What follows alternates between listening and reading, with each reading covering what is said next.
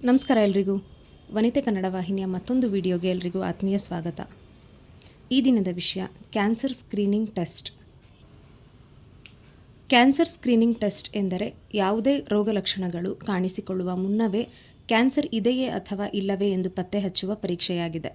ಇದನ್ನು ಕನ್ನಡದಲ್ಲಿ ಕ್ಯಾನ್ಸರ್ ಪೂರ್ವ ತಪಾಸಣೆ ಅಥವಾ ಆರಂಭಿಕ ಕ್ಯಾನ್ಸರ್ ಪತ್ತೆ ಪರೀಕ್ಷೆ ಎಂದು ಕರೆಯಬಹುದು. ಇದರ ಮುಖ್ಯ ಉದ್ದೇಶ ಕ್ಯಾನ್ಸರ್ ಅನ್ನು ಮೊದಲ ಹಂತದಲ್ಲೇ ಗುರುತಿಸಿ ಸಂಪೂರ್ಣ ಗುಣಪಡಿಸುವುದು ಮತ್ತು ಪ್ರಾಣಾಪಾಯವನ್ನು ತಪ್ಪಿಸುವುದು. ಕ್ಯಾನ್ಸರ್ ಸ್ಕ್ರೀನಿಂಗ್ನ ಪ್ರಮುಖ ಅಂಶಗಳು: ಲಕ್ಷಣಗಳಿಲ್ಲದಿದ್ದರೂ ಮಾಡಿಸುವುದು.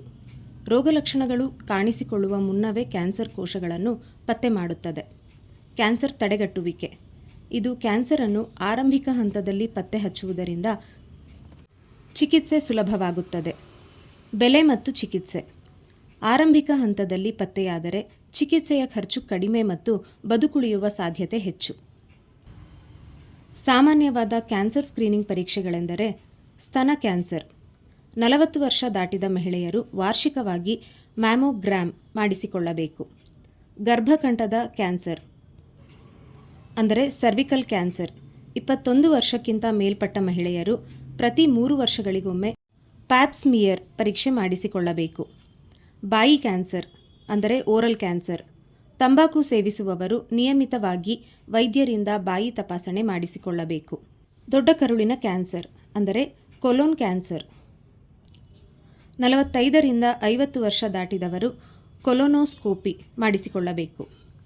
ಪ್ರಾಸ್ಟೇಟ್ ಕ್ಯಾನ್ಸರ್: 50 ವರ್ಷ ದಾಟಿದ ಪುರುಷರು PSA ರಕ್ತ ಪರೀಕ್ಷೆ ಮಾಡಿಸಿಕೊಳ್ಳಬೇಕು. ಯಾರು ಕ್ಯಾನ್ಸರ್ ಸ್ಕ್ರೀನಿಂಗ್ ಮಾಡಿಸಿಕೊಳ್ಳಬೇಕು? 40 ಅಥವಾ 50 ವರ್ಷ ವಯಸ್ಸು ದಾಟಿದವರು, ಕುಟುಂಬದಲ್ಲಿ ಕ್ಯಾನ್ಸರ್ ಇತಿಹಾಸ ಇರುವವರು, ಧೂಮಪಾನ ಅಥವಾ ಮದ್ಯಪಾನ ಅಭ್ಯಾಸ ಇರುವವರು. ನಿಯಮಿತ ಕ್ಯಾನ್ಸರ್ ಸ್ಕ್ರೀನಿಂಗ್ನಿಂದ ಆರಂಭಿಕ ಹಂತದಲ್ಲಿಯೇ ಕ್ಯಾನ್ಸರ್ ಅನ್ನು ಪತ್ತೆ ಹಚ್ಚಬಹುದು. ಒಂದು ವಿಶೇಷ ಸೂಚನೆ: ಗ್ರೀನ್ ಸಿಟಿ ಹಾಸ್ಪಿಟಲ್, JP ನಗರ, ಬೆಂಗಳೂರು.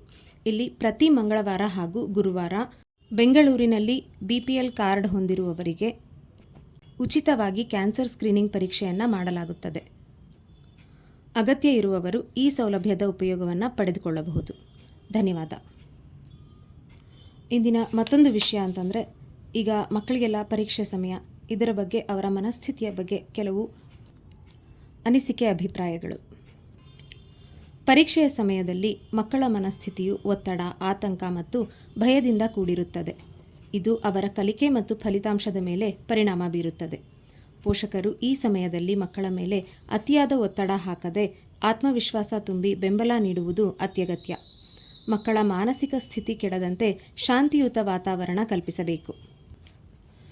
ಪರೀಕ್ಷೆ ಸಮಯದಲ್ಲಿ ಮಕ್ಕಳ ಮನಸ್ಥಿತಿಯ ಕೆಲವು ಮುಖ್ಯಾಂಶಗಳೆಂದರೆ ಒತ್ತಡ ಮತ್ತು ಆತಂಕ.